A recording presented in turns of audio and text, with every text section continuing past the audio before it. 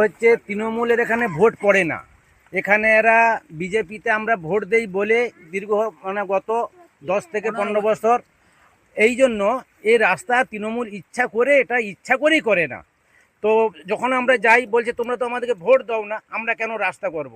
অন্য অন্য রাস্তা করেছে গ্রামের, হয়তো 1-2টো করেছে, কিন্তু আমাদের এইখানে 1 থেকে 150 বাড়ি আছে। যেটা আমরা একটু আগে বললেন যে যখন আমরা রুগী হই, যেমন আমাদের ভাগাড়ে যেমন গরু নিয়ে যেতে হয়, সেইভাবে আমাদেরকে গরু যেমন রুগীকে নিয়ে যেতে হয় এইভাবে, ঠিক আছে। এইভাবে হয়ে আসতেছে। এখানে আমাদের একদম মাস্টারমশাই আছেন, এক্স টিচার্স, উনার বয়স হয়ে গেছে 90-92 বছর। উনি এখন ঘরবন্দি অবস্থা হয়ে গেছে, উনি বেরাতেই পারেন না। কিছু হয়ে গেলে এবার আবার স্ট্রোক হয়ে গেছে।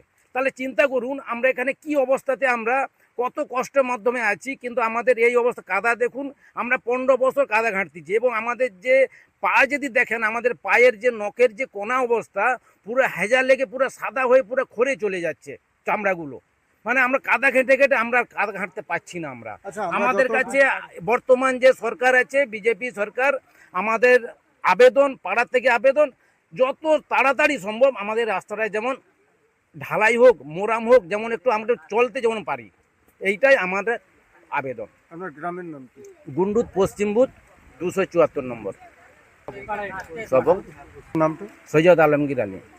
সৈয়দ সৈয়দ আলমগীর আলী।